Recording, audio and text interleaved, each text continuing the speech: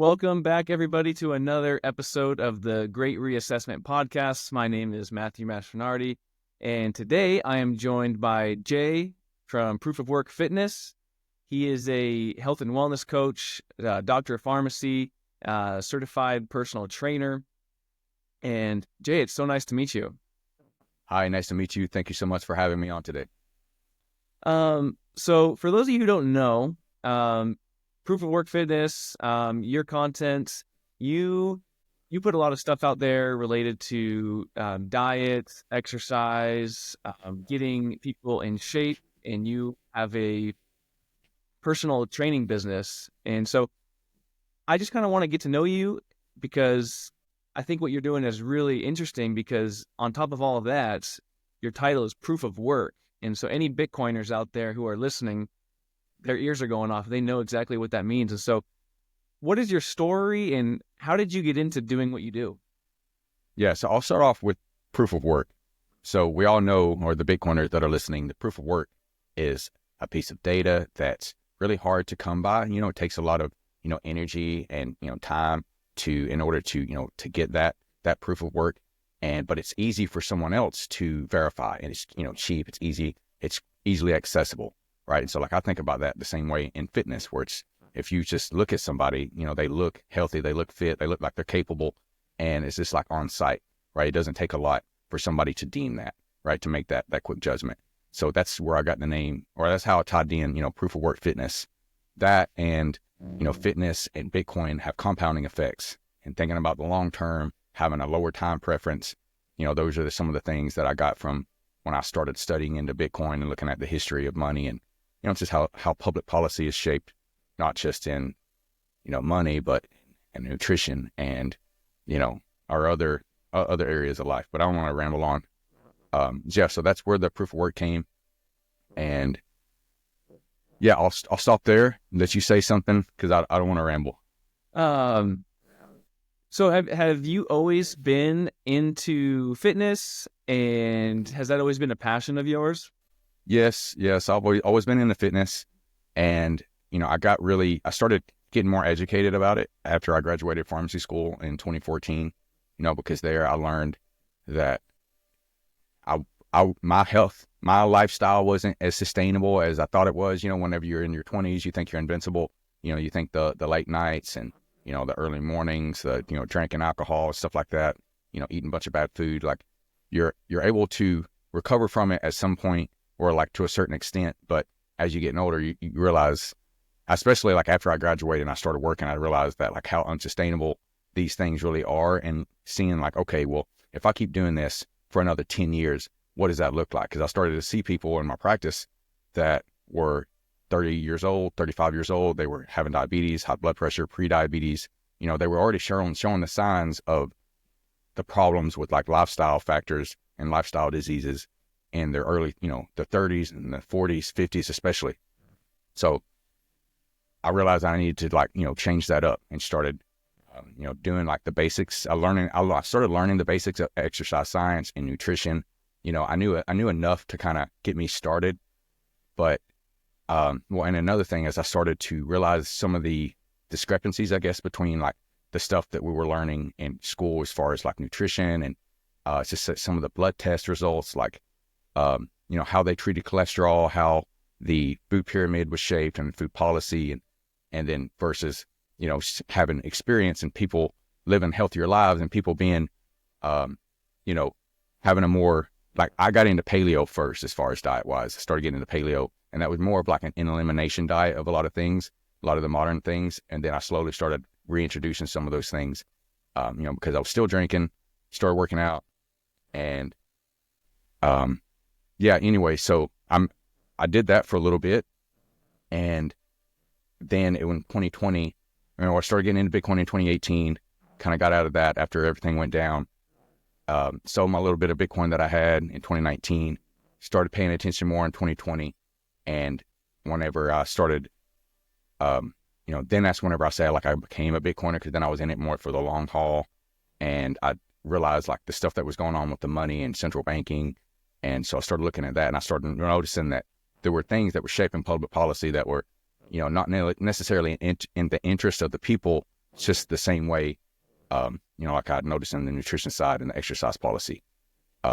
Anyway, so in 2020 is when I really became a Bitcoiner, and I started thinking of it as a long-term savings and investment.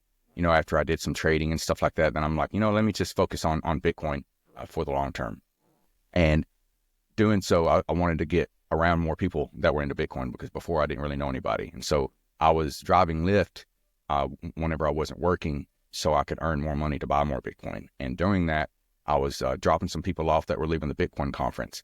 And then I really put it on my radar, like in 2021, like, oh, wow, the Bitcoin conference is in Miami. I live in Miami.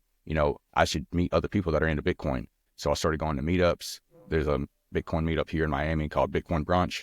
It's like a weekly meetup. So I started going there, learning more. And that kind of led me into like the value for value, because the person that started that podcast, started that meetup, has a podcast, and they do the value for value model. And so I started, of course, I'm a Bitcoiner. I'm thinking, how can I, instead of driving Lyft to have extra money or working an extra shift as a pharmacist to earn extra money to buy more Bitcoin, how can I just earn Bitcoin directly? How can I provide value to the network, value for value? So that's when I decided to, start sharing my knowledge on health and fitness, because as people become Bitcoiners, they start having a lower time preference. They think about the future, and they think about, how can I live well, not just now, but well into the future? And what investments can I make? What sacrifices can I make? And so I just wanted to kind of share the experience that I had as a pharmacist and a fitness coach, with Bitcoiners and other busy professionals that are, like myself. That's really cool. Yeah, everybody has something to offer the space, and it's really cool that you kind of brought in that fitness knowledge, the health knowledge that you had from the past. And do you find that there's people in Miami who are willing to pay for your services in Bitcoin? Yes. And, before I kind of go into that about the conferences, so I started going to the conferences and just being there and meeting all the people in the booth that were starting these businesses that were based around Bitcoin. And I was just like, because I was always stuck in this thing where, like, yes, I'm earning Bitcoin, or I'm saving in Bitcoin, like my check is direct deposited, part of it, whatever, on Cash App, so I can buy Bitcoin, and I'm working extra shifts so I can buy more Bitcoin, and I'm talking to Bitcoiners. I'm, active in the meetups, but like, when people would ask me the question, what do you do in Bitcoin? I didn't ever have anything, so, I'm just like an investor. I like Bitcoin and blah, blah, blah. So on back to that, how can I provide value? And it's like, I can accept it as a form of payment, and, provide a discount for people that, want to utilize services and that pay with Bitcoin.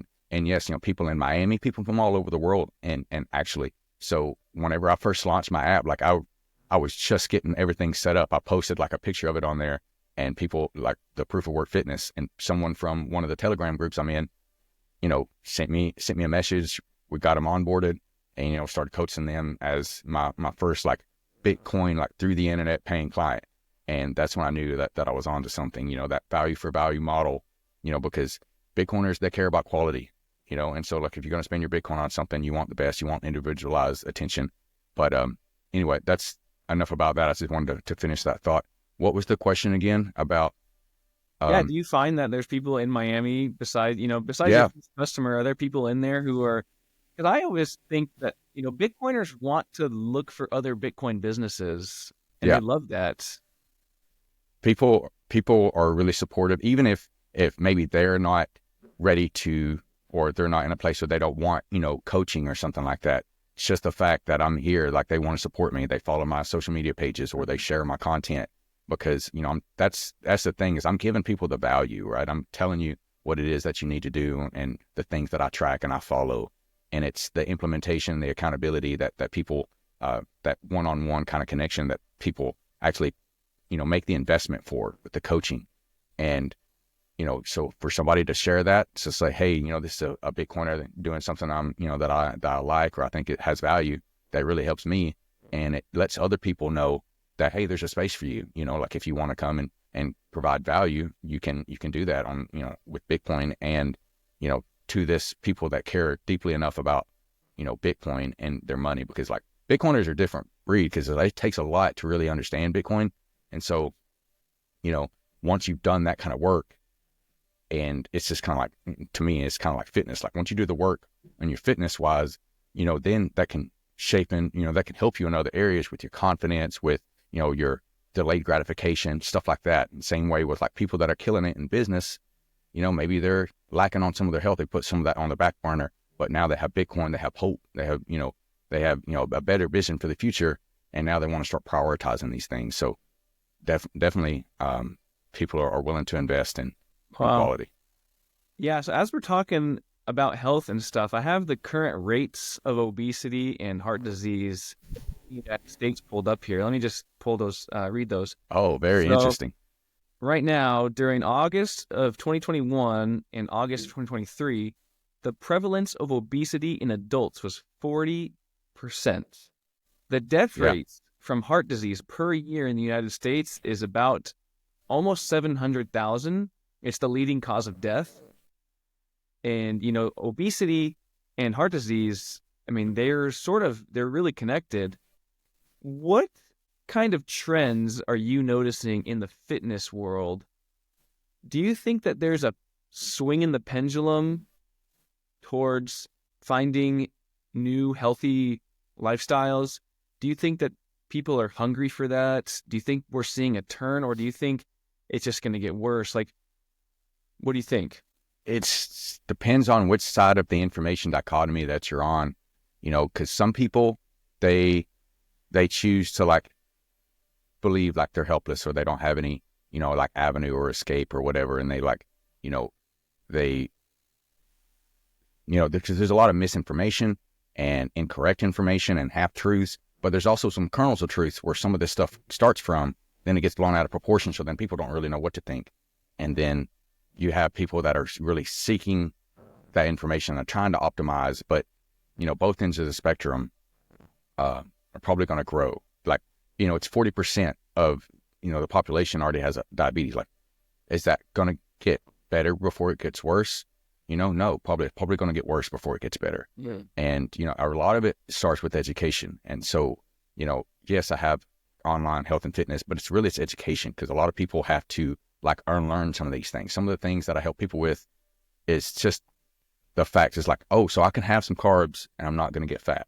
Like, because like this stuff is just beating into our heads. And when you hear these things so many times, like in all this media and stuff that you're consuming, so you start to think that it's true. And, to really get down to the bottom of it, it takes work, just like Bitcoin, right? To get to have an understanding of Bitcoin, it takes a lot of work. So, I'm trying to play my part and trying to be part of the solution with that, but it's probably, going to get worse a little bit before it gets better. And you brought up something about the obesity, the obesity rate, and, that those things have a cost, right? Like every year we're spending like $4.9 trillion. That's about 14,000 something, almost $15,000 per person.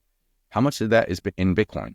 Right. So like when we think about Bitcoin, we think about the future, like that's the reason that I make it a big point, because it's the habits and behaviors that we have, that have their compounding effects. Just like saving a few stack sats get fit, right? It's like those saving a little bit over time, there's a little bit of push-ups, those walks, those like times that you didn't have, that extra helping of something. And so that puts you in a 200 or 300 calorie deficit versus a surplus.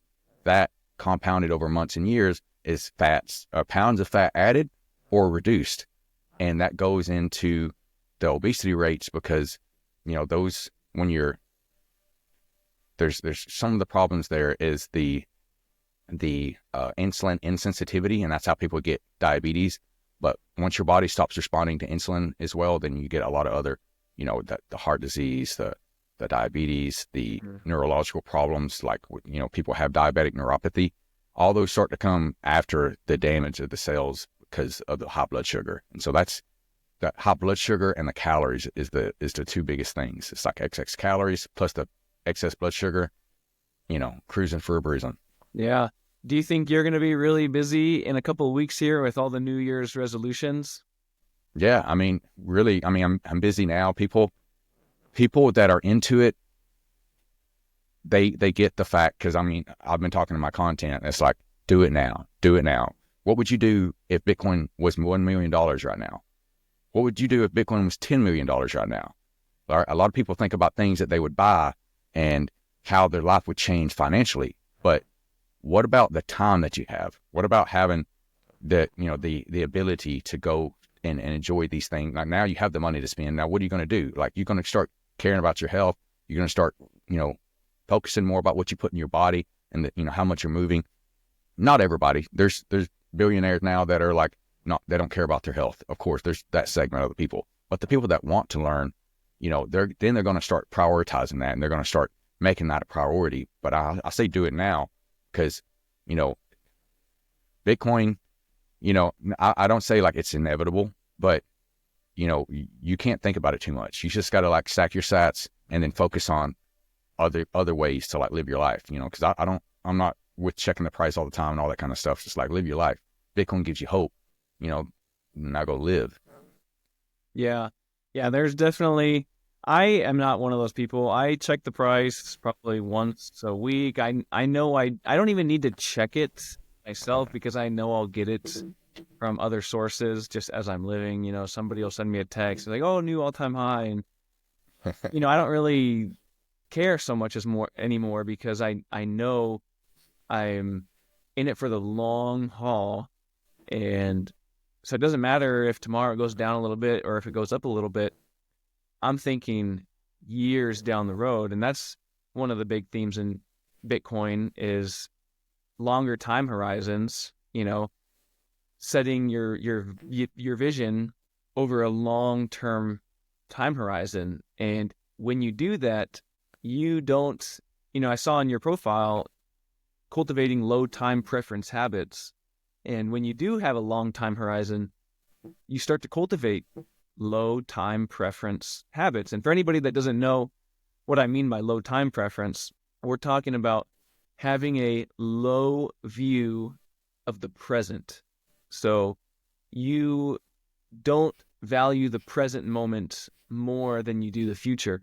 So if in the present moment you're tempted with eating a cookie because it's pleasurable to your flesh, you are willing to say no and hope for the future that not eating that cookie is going to result in better health. And you can apply that to any other realm, business, finance, a whole bunch of different things. But, to invest in your health, you kind of really have to develop low time preference, right? Yeah, delayed gratification, because it's the stuff, people, if you could just go to the gym for 30 minutes and get a six pack, everybody would be ripped. Everybody would have a six pack. And it's actually crazy that there's more millionaires than people with six packs, just because money, or the way we make money. I mean, you can literally just leave your money, and I don't want to get sidetracked here with your money can compound, but your health won't do that, right? You can't just set your health on autopilot. It's the stuff you have to do that, day in and day out. Well, maybe not every day, but like over the course of a month, you got to be putting so much work in, or you lose muscle, you lose, or you gain fat, and you break down. That's a remarkable insight. I never actually thought about that. There are more millionaires than people with six packs. Yeah. And when you think about like the fiat monetary system, like, I was thinking in my head, I was like, you could leave that in a CD, or you could leave that in stocks and let that money compound for you. But if you just sit at home, bedridden, just watching Netflix, you literally will lose your muscle. It just melts away. I mean, not melt, but like you lose it, because your body's like, okay, we can use these amino acids for something else. We can use this nitrogen for something else. Oh boy, you ain't using it. But whenever you're active and you're walking around and stuff like that, it's just like, so they've done studies, and people retain and hold on to their muscle, for a couple of weeks if they're walking around, they're moving and stuff like that. But if you're bedridden, you lose it like in a couple of days, like 7 days, you start to lose a lot more. And so just that a little bit of activity and moving. And then when you think about working out for a week, I think it's like 30 minutes or an hour per week of physical activity leads to 50%, 51% decrease in all-cause mortality. So you get a lot out of what you put in. Is people, that lower time preference because it's like it's the sweating and the inconvenience of driving in traffic and all the stuff, and having to learn about what exercises to do and, and what types of foods to eat in order to maximize your gains or to not like overeat what you burned. It's a lot. And so people choose that high time preference. They're thinking about the right now, the here and now, and not 20 years in the future, because everybody knows that they should eat healthier. But like somebody brought a cake for work, it would be rude to like not eat it, but all those little, decisions compound over time. Just the same way those healthier decisions and those different things, can compound over time in a positive way. Yeah. All those things that you have to do. It's not just the working out. There's a lot of cognitive things going on at the same time. You're focusing, you're planning, you're organizing, you're pushing yourself, and then developing that inner self-will to do something hard. And then that sense of achievement when you overcome it. So it's not just the working out, it's all of those things combined that, like you're saying, decreases all cause mortality. And, I think that's true. And, there's a lot of things that go hand in hand with Bitcoin. But, you'll just, even if we left that comparison to the side, you'll just be a happier person, won't you? Yeah, those endorphins are real that your body produces from regular physical exercise. It's something that I'm really sensitive to, and I can tell now. And that's the thing too, is that people don't realize how shitty they feel. Right? They're used to getting up. They're used to coming off of somehow having poor sleep because they had caffeine or they had alcohol within so many hours of bedtime, so that disrupted their sleep. So they or marijuana even. And so they didn't ever get to the deep stages of sleep. They never got that restful sleep. Or maybe, they have a day or two here and there, but they're not going, periods of weeks without substances right before bed that is disrupting their sleep. And so that's a huge thing. Then it goes into what you're putting in your body. And then it's like the endorphins that you don't get or, from exercise. And once you get used to a certain level of fitness, I call it firing on all cylinders. Whenever you're getting those basic things right with your sleep, your exercise, and your nutrition, you start to feel really good, right? Your mood is elevated. You're like that voice in your head that like is usually resistant to change, resistant to things. It's more like, all right, let's do this. Like I have the confidence to do this, and you're not trying to talk yourself into things. It's just like, it's easier to just do things right then versus procrastinating. And I'm not saying it like solves everything, but it's like you can ask anybody that starts firing on all cylinders and see how much easier everything is. It's not, you're not on autopilot, but it helps with a lot of things, and you can use that to help in other areas of your life. It's just, I like to say it's kind of like a gateway drug to self-improvement, because once you start get to a certain level of fitness, and then I like to start with nutrition, but then you get your body in a certain condition, and then it affects your mental, and then that shapes how you do everything else. Yeah. Let me ask you, when you receive a new client, and let's just say he's overweight, he hasn't gone to the gym in a couple years, he eats fast food 4 or 5 times a week, but he's coming to you and he wants to get into shape. Like, what is your comprehensive whole view? Like, what do you want for that client?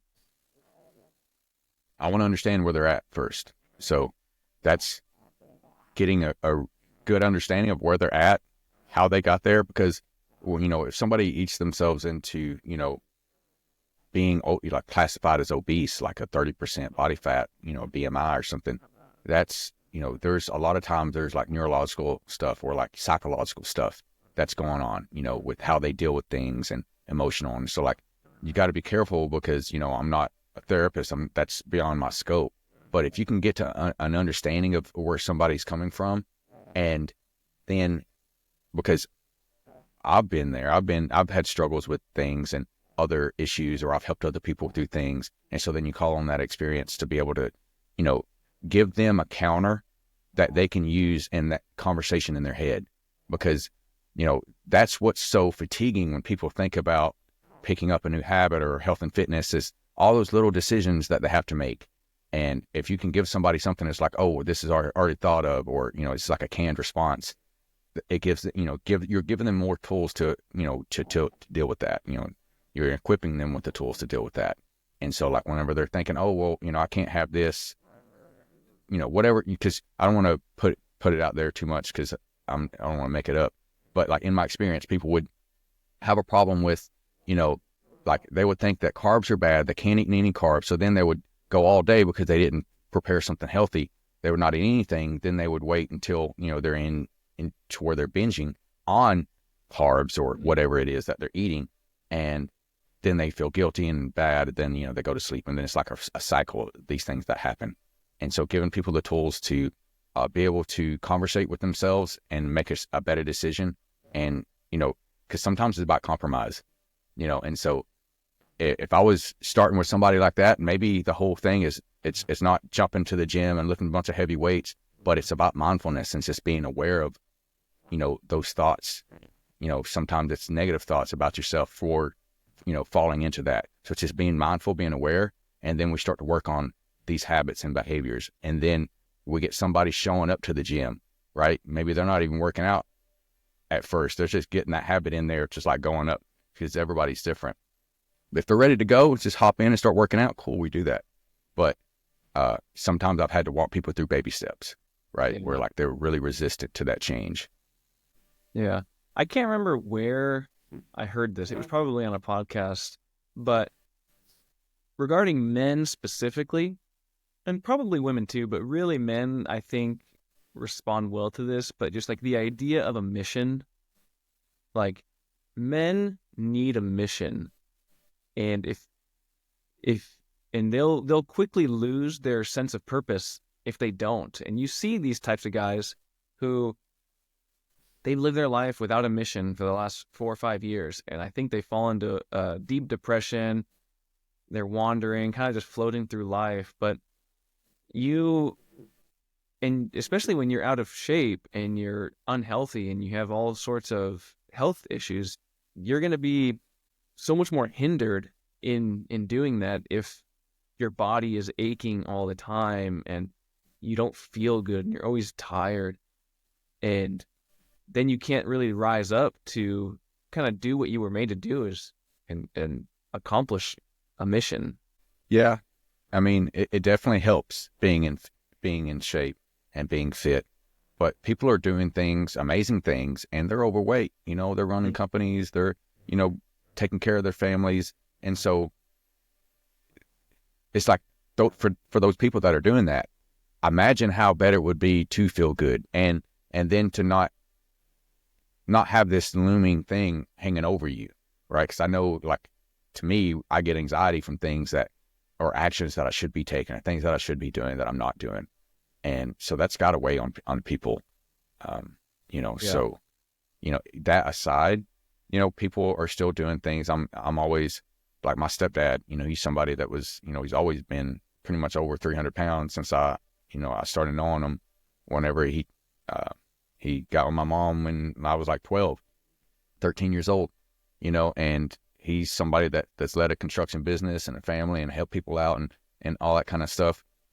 But it's like, when people start to experience the health problems and the side effects and the complications and stuff like that, like my mama, my, other people that are close to me, and they're not taking the advice that I give because, I give advice to other people and they change their habits, they change behaviors and things start improving, their lives get better, they get off medications.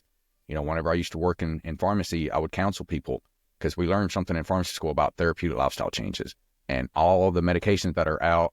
You hear about the clinical trials and all the kind of stuff, the progress they made. That's usually coupled with lifestyle changes.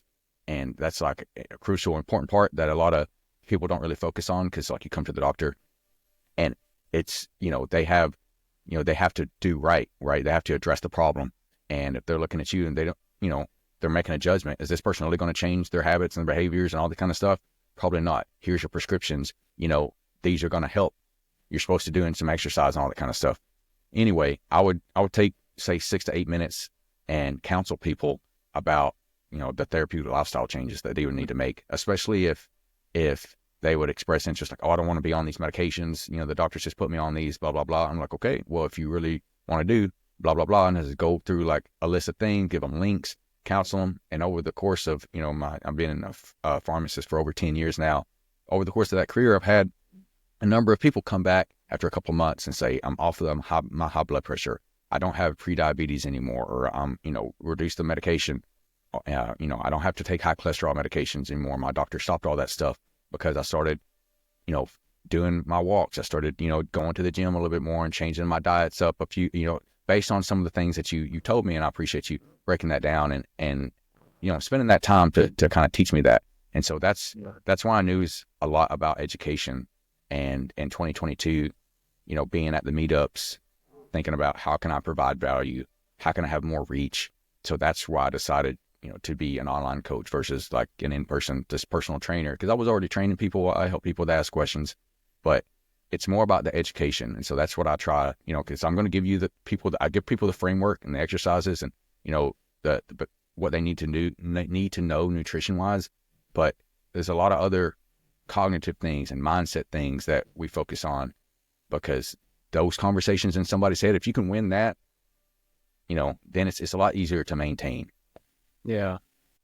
I want to ask you, just with your time spent in the medical field, because I spent 3 years as a medical technician, medical assistant to doctors. And when it was a family health clinic. So just general medicine. And when people were coming in with pains and aches and different symptoms, doctors rarely, I could probably count on one hand the amount of times that I've heard a doctor ask, what are you eating? How much water are you drinking? Are you getting any exercise? Are you stretching? If people coming in with musculoskeletal problems and symptoms, and just like the way healthcare is, it's expensive for a physical therapist. It may not be covered and all blah, blah, blah, but giving people some basic information, or like a YouTube channel to follow, and like, that's, by people that are giving good information, like I've had people come back and say, hey, my back feels better. Thank you for showing me that stretch, or thanking, because stuff that I've had back problems, I've gotten injured and whatever, and I stretch daily, and that keeps at bay a lot of those things that I've noticed. Because if I don't stretch for like 4 or 5 days, start having lower back problems, tightness in my shoulders, my upper back. And so, if you get into this thing where you're always taking medication and then your back starts hurting, if nobody really broke it down and they pinpointed a cause, because just because you do an MRI or a scan, you see, oh, there's a disc here, there's whatever. There's plenty of people that have problems on a scan that aren't having any symptoms. And just because something is on a scan, that don't mean that symptom is necessarily from that. It could be a musculoskeletal issue that you could have worked out some type of other way. Then there's the cognitive, like the things that psychosomatic, where people will make things up, but it's like a real phenomenon. Yeah. But anyway, yeah. So it's nice to hear from your perspective. I wouldn't know much about that, but it would seem that exists. I've known a few people, and I don't want to question the validity of what they're really feeling in the moment, but it just seems like, man, you've really been struggling with this for a long time, but it just doesn't, some things just don't really add up. And so maybe I won't spend too much time on that, but I kind of want to just get your thoughts real quick on a couple questions. Okay. What are your thoughts on caffeine? Caffeine. I mean, I've got some caffeine right here, and this is going to affect my sleep, honestly. Like, so I'll probably be up later than I normally would. Typically I try to not have any caffeine, within like 6 to 8 hours of bedtime. Okay. Because it has a half-life of 6 hours. So, you take 200 milligrams of caffeine, 6 hours later, you've got about 100 milligrams left. And that can disrupt you getting into those deeper stages of sleep. Or you just stay up later and then it messes up your sleep or whatever.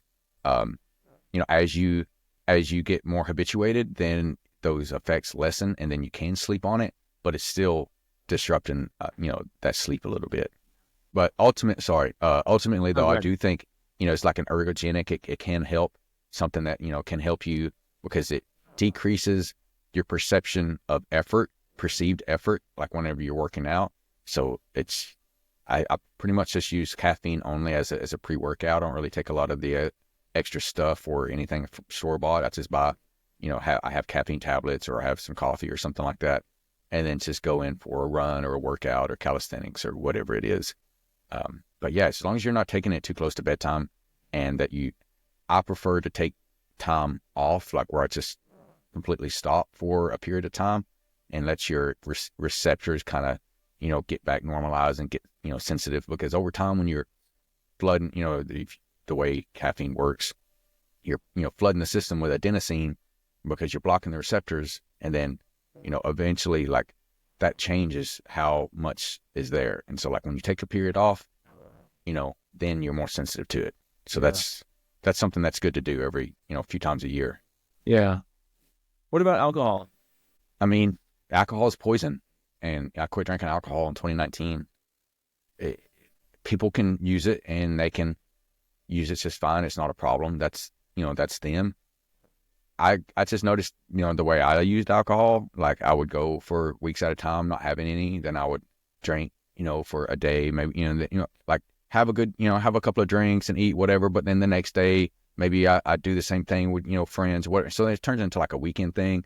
But then I didn't feel really good about like working out or feeling good. Or maybe I'd eat a little bit too much after I drank, and then didn't really feel like working out for, maybe until like Thursday the next week or something like that. So I noticed that I was gaining and losing the same 10 pounds because I was still trying to like balance, working full time or, sometimes extra as a pharmacist, working, trying to learn stuff outside of school because I'm always, learning something new, and keep up with my fitness, and girlfriends and stuff like that. And it was tough. And once I stopped drinking alcohol, I've been able to like maintain a lean, athletic kind of build and look a lot, without a lot of extra cardio running off the hundreds of calories that I got from alcohol. Because a lot of people don't realize alcohol has 7 calories per gram, right? Not including any chasers or any kind of things that you're eating with the alcohol. And so, you can rack up hundreds of calories or thousands of calories per week by adding in a couple of drinks here and there. And so if you're somebody that's, oh, I'm on a diet, I'm cutting 500 calories a day, and then the end of the week, you're down 3,500 calories, but you end up eating 4,000 something calories of drinks and food, boom, there goes your deficit for the week. You're still, 5 or 10 pounds overweight that you've been for the last 5 years. And so something like that, like a small tweak to, the way you use, or maybe switching up what you're drinking so it's not too many calories, then you can do that too. But Yeah. that's up to the individual. I would tell people not to drink. Yeah. Fine. Or at least significantly decrease the amount that Yeah. they are. Like if you were going to drink, I would tell people, vodka, water, or something 0 calorie as a chaser. Yeah, Make don't sure add you're this extra staying sugar hydrated and eating. Say it again. Don't add all the extra sugar. Yeah, all the extra sugar, and then think about what you're eating afterwards too. A lot of time people want like a lot of fatty, crispy fried stuff that has a lot of oils or fats in them, like the processed stuff. And so that comes with a lot of extra calories. If you were eating stuff that was like healthier, and a better macronutrient profile, and it wasn't crazy on the calories, then, hey, that's not as bad. But your body is going to prioritize shuttling that poison, the alcohol, out of your system in those calories. So it's basically empty calories. Just say an average drink is around 100 calories. Just the alcohol by itself, not including what you're drinking it with or what you eat afterwards. So if you have 7 drinks, that's at least 700 calories. Most people aren't drinking that by itself. So, it's easy to see how, you can rack up a bunch easily. There was a time in my life. So when I was in the military, and when I was living in these dorms, people were sort of isolated, and people just drank a lot on the weekends and party. And then when I got shipped to my first base, I didn't have a car, and I wanted to go catch the bus. I would have to walk like about half a mile to the bus stop. And then when I'd go to the city, I'd be doing a bunch of walking as well. And I didn't realize it at the time, but I had gained like 15 pounds, and my blood pressure was up significantly. And it was not until I was forced to walk probably close to 10 miles a day any time I would go out. And I'm thankful the weight came back off. But I look at pictures from that time in my life, and my face was a lot rounder, Mm-hmm. and I was not feeling great. I was probably drinking too much. So not having a car actually really helped me out. Yeah, I mean, because you're getting in all these extra calories and you're not burning it off anywhere, and you think, where's this weight coming from? And so sometimes whenever I'm talking to prospects and I'm getting to understand their situation, people don't really think that they have a problem. They think they're having just a few drinks, here and there, but it's like you're having a few drinks every day, then you're eating, then and you're having that with something, so it took you walking all those extra steps before you really started to notice a difference. And so if somebody is in a place where they want to lose weight or they want to gain weight, that's controlled by your nutrition, right? So like if you're somebody that's struggling to build muscle and you've been working out and you've been eating, well, you're not eating enough probably, you know, you probably need to up your protein, up your calories in general. And if you want to lose weight, it's the same kind of deal. You want to have in less calories than what you're consuming. Sure. And look at what you're eating, So if you had 10 minutes to work out, 10 minutes and 10 minutes only before you got to go to your next thing, what exercise are you going to do? Oh, man. It depends. Yeah. So 10 minutes, it depends on how hard you're going to work, but you can definitely do a lot of work. That's one of the biggest things is people underestimate how much they can do in just, a short amount of time. And that's the biggest way to maintain your consistency. If you're like, I got an hour workout, but all you've got is 15 minutes or 5 minutes, take 3 minutes and do lunges, just nonstop, back-to-back lunges. Do push-ups for a minute, 2 minutes, right? If you have some weights, you can do stuff, like compound exercises like rows. You could do shoulder press.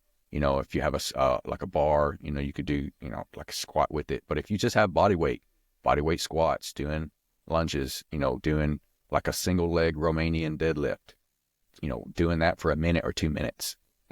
That's where I work out sometimes. I'll just say, all right, I've got this much time until I have this appointment, or I'm filling up gas. So I'm going to do squats until my car fills up. Like you can do little things like that. But if you wanted to like put together like a legit workout, start with the area that you want to improve the most first. So if you want to hit your legs or you want to bring up your legs, then start with doing squats or doing like a single leg version of a squat, like a Bulgarian split squat. Start with that. If you want to bring up your back, start with pull-ups, right? So, and then just do compound exercises.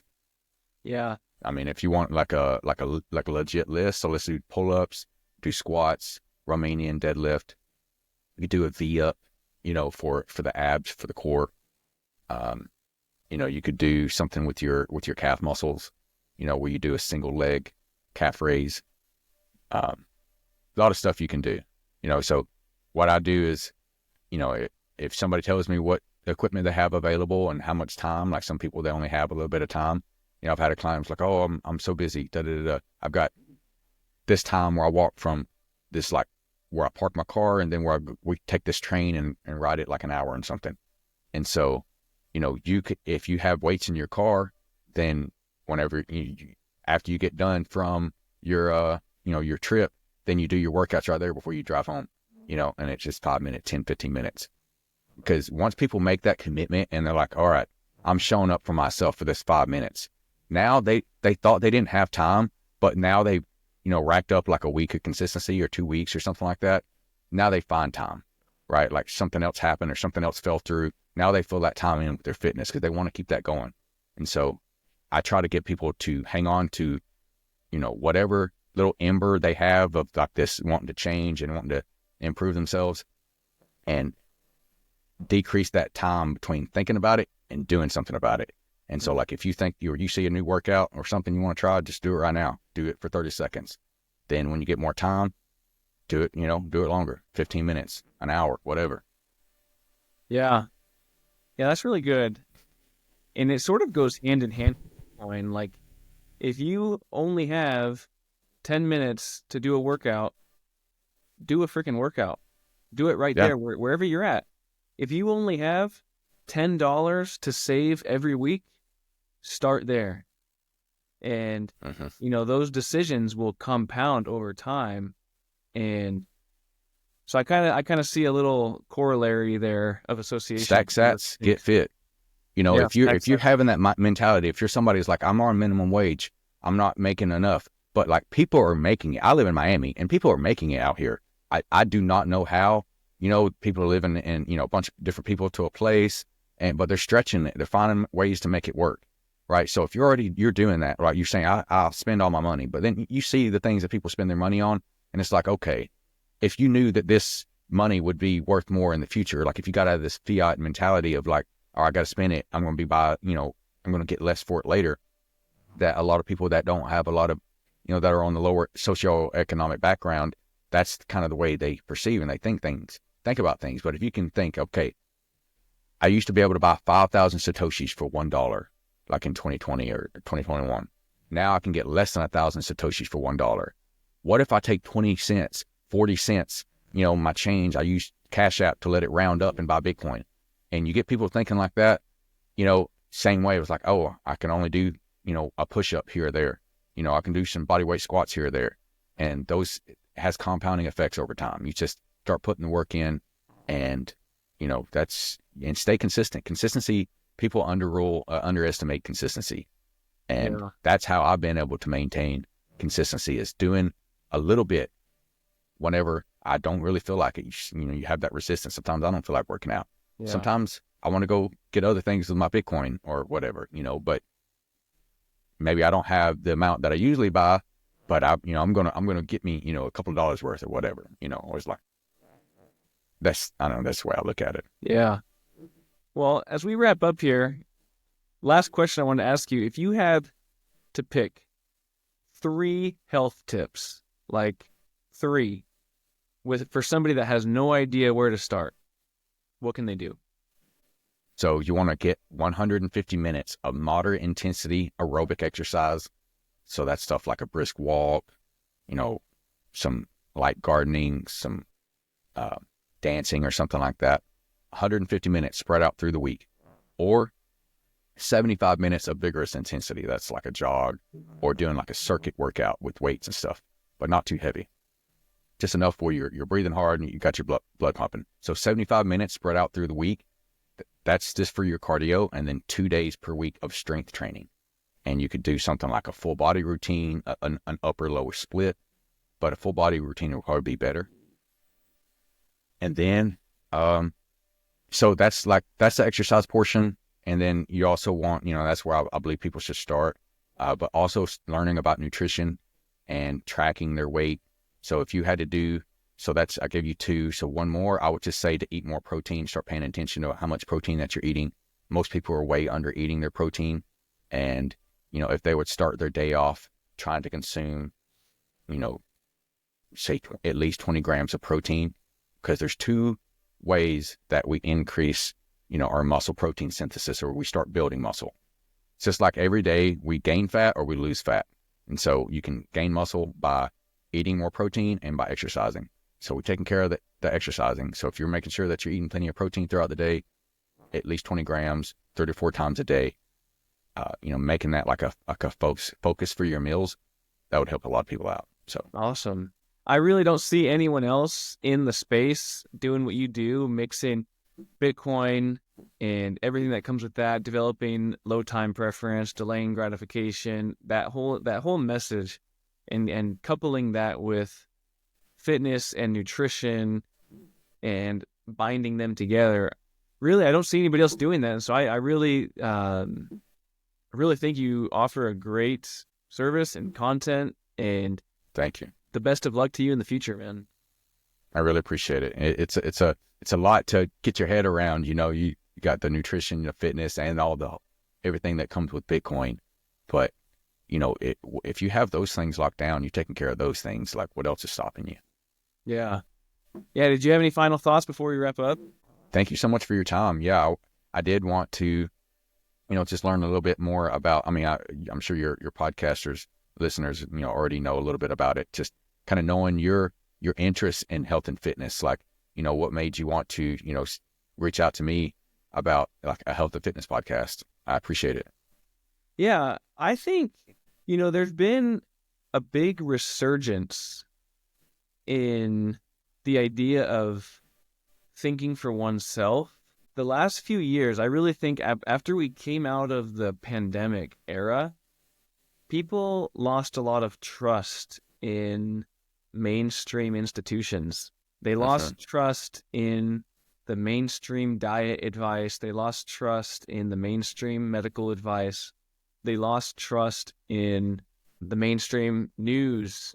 And people are looking for grassroots sources. And the internet has allowed us to share ideas and not only share the ideas, but the evidence for those ideas and why they might work. Somebody can go to your X profile and see you doing badass handstands, walking, backflips, sprinting, lifting heavy weight, and like, okay, here's a guy who's actually got what I want. If I could have the same athleticism as him, and he's coaching and he's giving advice versus the myfoodplate.gov recommendations. Like if you look at the government food pyramid, Mm-hmm. like it's absolute trash. And here's what they've been feeding us for 20 years, and then I have to do a little bit of due diligence when I'm online, but there's this spread of ideas, and it's forced people to think a little bit differently than how they've been thinking in the past.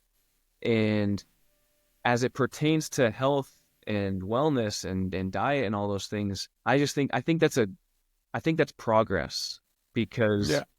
people are sicker than ever. We've made a ton of technological advancements, but why are people so sick and depressed today? And I think part of it is because of the guidance people have just swallowed blindly for the last 20, 30 years. And so I think there's an awakening happening. I say on every single podcast that we are living through an awakening, and it's not necessarily a revival of the religious type, but it's a revival of truth seeking. And the fact of the matter is that diet and exercise are a lot more like diet and exercise are a lot more responsible for most health matters than what we've been told. Like the government doesn't even like they don't recommend the exercise that's actually. What I gave you comes from the 2018 CDC physical activity guidelines for Americans. The problem is it's just drowned in all the other misinformation, and you have that skepticism of like, oh, well, the government said that we shouldn't wear masks, but then they were like buying up all the masks and all that kind of stuff. Oh, Yeah. they're telling me that I should take this vaccine and you won't get COVID from it, but then it's like everybody's getting COVID. It's not as effective as they thought it was. In the same way with like they told us eggs were unhealthy, and so that was part of the stuff that I started learning about. I didn't want to drown on too long, but when I started noticing between the discrepancies between what I was learning in school versus public policy, and eggs just got classified by the FDA as a healthy food and high nutrient food and all that kind of stuff. And I mean, I'm happy that they made that change, and that healthyplate.gov, that was a good change versus the food pyramid, right? That's what I learned is the food pyramid. And it's like all these healthy, unhealthy like grains and, all these calories coming from the bottom. That should be the biggest whatever. And that's shaped by, and I was listening to this, I don't want to go off too long, but like they were talking about the person at the FDA, like, why don't they criticize the people, the food industry? But like, that's how they get their funding and the lobbying. And so like, it's so messed up. Even if we were to change the guidelines and how things are done now, it would take them years to like stop the subsidies to the farmers that make all these extra grains that go into all this extra production. So it's like a huge systems. Like you have the military industrial complex, but there's same thing with like all these other systems that we have with our healthcare, with our legal system, and so Yeah. it's a lot to unpack. Yeah. And I think money really is at the bottom of all of that. The government pays, or they subsidize the cost of canola oil, which is Right. the worst oil, and that's why it's so cheap. They could easily subsidize beef tallow and let people cook their food in beef tallow, something that's actually a lot healthier than, and it could come down in cost if we really wanted it to. But if we had a money, really just kind of wrap it up with the whole, as we talk about Bitcoin, like if we had a money that didn't lose its value and people were conscious about where they spent their money, and you wouldn't just throw money away, you would only spend it on things that give you a high value return for spending that money. And so spending that money on something that's going to kill you in the long run, like unhealthy food, people would think differently about how they spent their money. And so my podcast kind of tries to explore all that, especially the awakening that I really like that. Everybody sort of has a sense of what's happening. And I just kind of want to lean into that topic a little A bit. sense that something is off. People Yes. can feel that there's something off, especially with the inflation in money. People are starting to pay attention now and just look, like you said, they're trying to seek those other sources of information that seem more authentic than the overproduced mainstream media. Yeah, the fiat version. Right, All of that. right. Well, Jay, Proof of Work Fitness. How can people get a hold of you and learn more about what you're doing? So on X, I'm at JAEPOWF Fitness, like JPOWF Fitness. On Instagram, that's usually where I'm at most of the time. It's Proof of Work Fitness, just at Proof of Work Fitness. Same thing on YouTube. Catch me on YouTube, Proof of Work Fitness. But on Instagram is where I'm most live. I'm on TikTok as well, on Telegram, Proof of Work Fitness. So thank you so much for letting me share some of my views with your audience, and thank you for having me on. Stack Sats, get fit. Stack Sats, get fit. You heard it from Jay from Proof of Work Fitness. Thank you, man. Have a good one. Peace.